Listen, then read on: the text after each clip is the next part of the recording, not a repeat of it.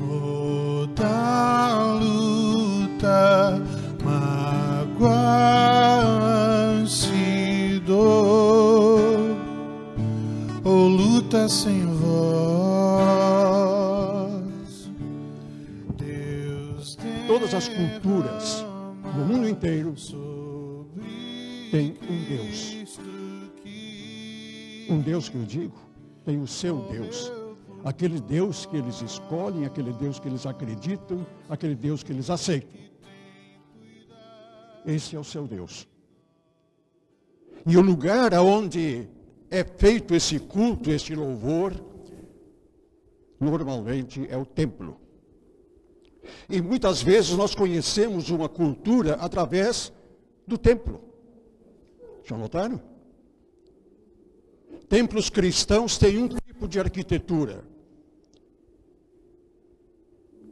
Templos budistas têm outro tipo de arquitetura.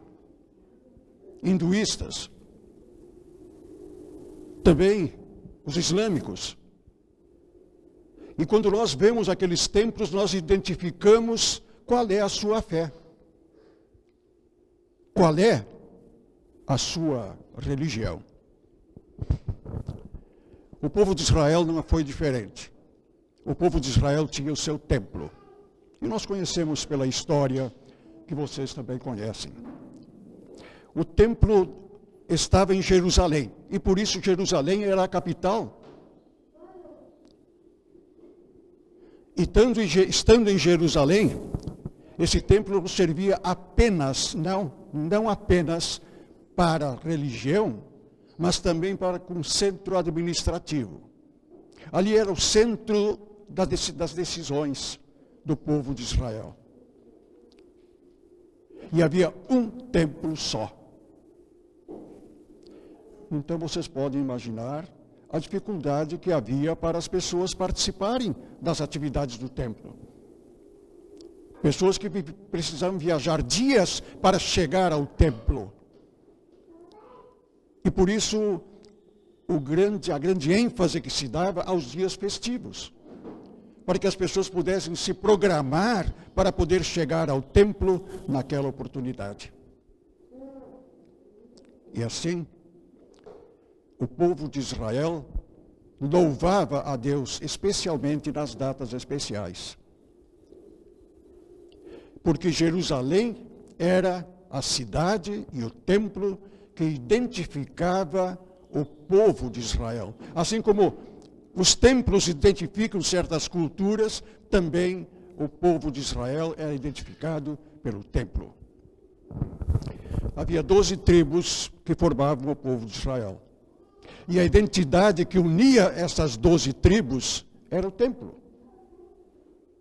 Era ali que eles se reuniam.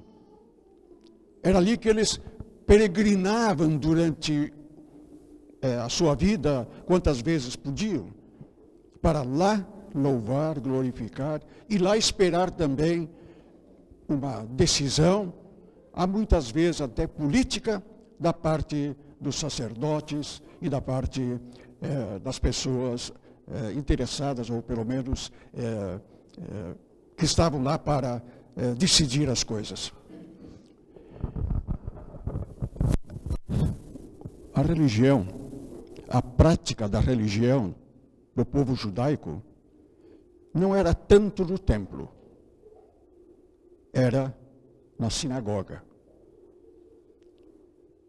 O templo eles podiam ir 1, 2, 3 vezes por ano. Na sinagoga, que normalmente havia em ou em muitas localidades, era ali que eles se reuniam, regularmente, para ali estudar a palavra, para ali se confraternizarem, para ali buscarem orientação. E a sinagoga era, na verdade, quase que um centro comunitário. Durante a semana, a sinagoga servia de escola para as crianças. Durante os fins de semana, aos sábados especificamente, era o dia de reunir para louvar e glorificar a Deus. Mas quando havia também no povo alguma coisa para decidir socialmente, era ali que se reuniam também, para debater assuntos especiais e para ali poderem tomar decisões. O que nós temos aqui hoje, nós poderíamos dizer que nós temos uma sinagoga. Não no espírito ou no sentido judaico, mas no sentido de que este local que nós temos aqui serve para buscar orientação, serve para buscar apoio, para buscar ajuda, para buscar perdão. E aqui nos reunimos regularmente, todos os domingos.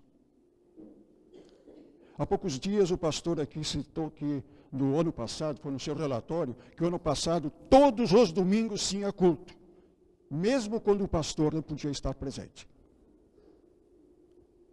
Isto é o espírito do culto cristão.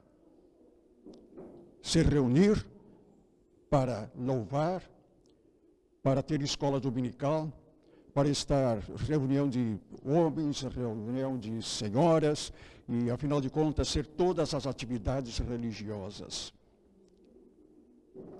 Feliz a congregação que tem um local como este. Não foi sempre assim. Essa congregação já foi peregrina. Assim como o povo de Israel andou pelo deserto durante tanto tempo e não tinha um local para cultos, assim também esta congregação. No início se reunia em casas de família. Posteriormente se reunia em escolas públicas. Depois se reunia no templo da igreja de confissão luterana, gentilmente cedida para esta finalidade. Mas faltava uma identidade. Quando alguém perguntava onde é a sua igreja, não tinha local para indicar. Quando alguém estava interessado em participar de um culto, sempre se indicava um local público que não era dessa congregação, portanto não formava uma identidade.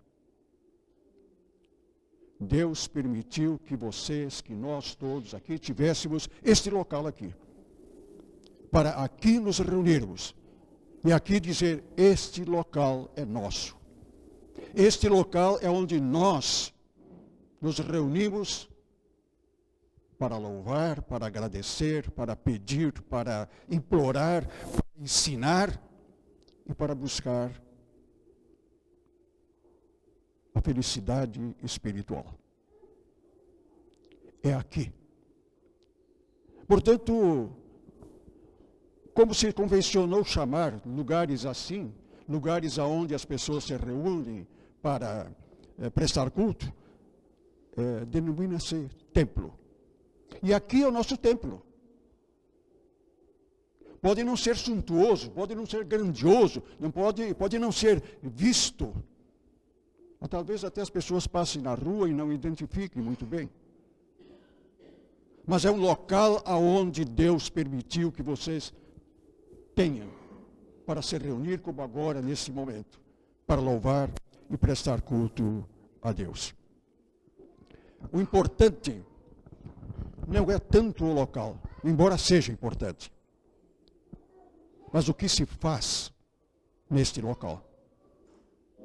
E nós poderíamos aqui falar bastante sobre o que aqui se realiza, o que aqui é trazido para nós, o que nós trazemos para cá, as nossas preocupações, as nossas dores, as nossas enfermidades, as nossas súplicas, as nossas aflições, os nossos pedidos a Deus. E Deus prometeu estar presente para nos aliviar, para nos dar consolo, para nos dar perdão. E é aqui que isto acontece. Mas que Deus nós estamos louvando? Que Deus nós estamos glorificando. Não é qualquer Deus. É um Deus que inclusive nos dá certas orientações. E as orientações maiores que Ele nos dá são os 10 mandamentos. A maioria de vocês estudou o catecismo, as doutrinas cristãs. Qual foi a primeira coisa que vocês estudaram? Alguém quer responder? Os 10 mandamentos. São orientações de Deus. Aliás, será que nós lembramos ainda? Como é o primeiro mandamento? Não terás isto.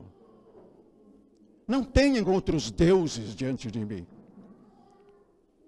E aí você vai responder, não, nós não temos. Nós não temos outros deuses, é só Deus verdadeiro. Mas não é bem assim. Lutero, quando ele explica os 10 mandamentos, ele diz alguma coisa muito importante. Ele diz assim, devemos temer e amar a Deus e confiar nele acima de todas as coisas. E aqui está o X da questão. Todos nós amamos a Deus. Mas eu pergunto, vocês amam a Deus acima de tudo? Acima dos filhos? Acima da esposa ou do marido? Acima dos prazeres, das satisfações e da ansiedade de conseguir um nível de vida melhor? Será que nós lembramos do primeiro mandamento na nossa vida normal, do dia a dia? E aí nós temos que repensar a nossa afirmação, dizendo, sim, eu amo a Deus acima de tudo. Nós não amamos Deus acima de tudo. E por isso nós precisamos daquilo que foi feito há poucos instantes. Perdão dos pecados. Portanto, o primeiro mandamento já é o primeiro mandamento que nós transgredimos.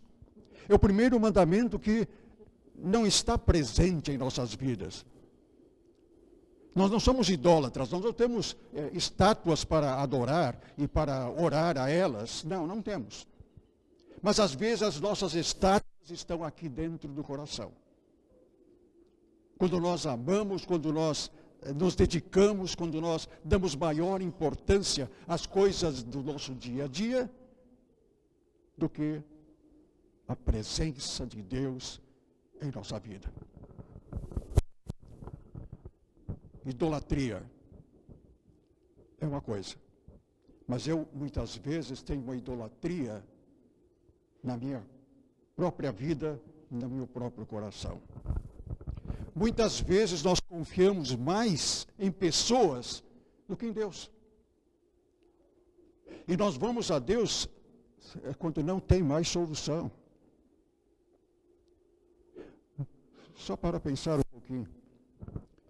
Quando vocês estão com dor desconhecida, o que vocês fazem? Vão ao médico. Está errado? Ué, mas não deviam confiar em Deus? Devia sim. Mas eu primeiro vou ao médico e depois, quando eu vejo que a coisa está feia, aí eu vou me lembrar, puxa, mas eu preciso pedir a Deus também. Nesse momento, Deus ficou em segundo plano.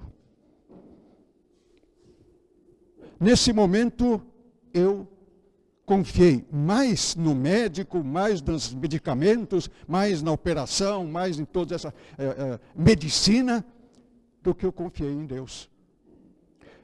Note, eu não estou falando contra a medicina e que Deus não queira isso. Ele quer sim que nós nos tratemos. Mas que Deus seja lembrado em primeiro plano.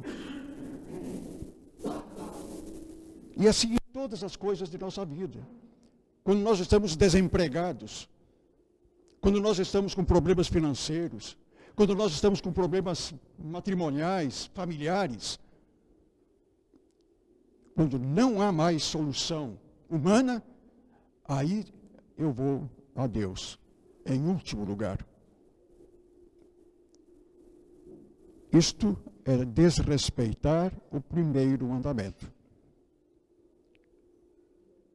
E Deus está nos dando estes mandamentos. Aliás, Deus diz assim: maldito o homem que confia no homem. Maldito aqui parece uma palavra muito forte, mas na verdade o maldito é amaldiçoado aquele que não confia em Deus, o que confia no homem mais do que confia em Deus. E quantas promessas humanas nós recebemos, confiamos delas e depois somos decepcionados. É assim na vida. E pelo contrário, Deus diz também, Jeremias 17, abençoarei aquele que confia em mim. A bênção Deus dá para aqueles que realmente confiam nele. Isso está no primeiro mandamento. Mas deixa eu fazer com vocês aqui uma pequena reflexão. Vocês gostam de mandamentos? Vocês gostam de ser mandados? Nem dentro da própria casa. O marido não gosta de ser mandado pela esposa. E nem a esposa gosta de ser mandada pelo marido.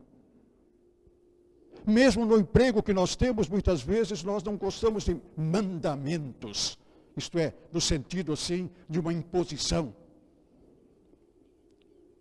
E quando nós falamos do primeiro mandamento, segundo, terceiro, até o 10º mandamento, nós não estamos falando naquilo que na realidade acontece. O mandamento de Deus é dito, é feito com um espírito diferente daquele que nós temos, ou que nós, muitas vezes, estamos tendo. Os mandamentos estão em vários lugares da Bíblia, mas especialmente em Êxodo capítulo 20, dos versículo 1 em diante. Deus não dá um mandamento. Ele faz um convite. Porque ele faz isso com amor. Mandamento é uma imposição. E Deus faz com amor. E eu quero mostrar para vocês o que diz a Escritura aqui. Deus falou e foi isto que ele disse. Deus falou. E ele disse isto. Meu povo, eu, o Senhor, sou o seu Deus. Eu tirei do Egito a terra onde você era escravo. Não parece aqui um pai falando com seus filhos? Tem aqui um espírito de grande imposição? Ele começa dizendo, olha, meu povo, meus queridos, meu povo, eu, o Senhor, sou o seu Deus. Ele está se colocando aqui como o nosso Deus, como aquele que nos ama, aquele que, afinal de contas, nos criou, aquele que nos protege. E aí ele fala dizendo, eu tirei do Egito, da terra onde vocês eram escravos. Fui eu que fiz isto. Eu libertei o povo de Israel. Vocês são o meu povo. E aí ele diz, eu imagino que Deus fala diferente do que quando nós imaginamos. Não tenham outros deuses diante de mim. Ponto. Ou assim, meu filho, não tenha outros deuses diante de mim. Falado, ele tem outro sentido. O sentido evangélico, o sentido de amor que Deus está nos transmitindo aqui. É um pai que está falando com seus filhos: meu filho, não faça isso. E aí ele diz: não adore outros deuses, adore somente a mim. É um Deus falando com amor para cada um de nós. Um Deus dizendo assim: meu filho, não é bom que você faça isso. Não adore outros deuses. Não tenha outras coisas acima de mim. Eu sou o seu Deus. Eu fiz tudo o que tenho feito por vocês. E na vida de vocês, na peregrinação de vocês por esse mundo, Deus está agindo. Deus está sendo o Deus de vocês. E Ele está dizendo: meu filho, continue assim. Continue colocando a mim, o seu Deus, acima de todas as coisas.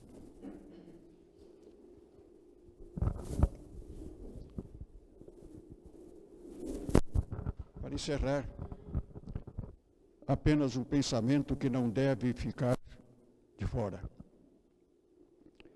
O templo que nós aqui temos, seja ele sinagoga, seja ele qualquer outra coisa, nós continuamos dizendo que aqui é o nosso templo. Aqui nós louvamos e glorificamos a Deus. E pela graça de Deus nós temos este lugar.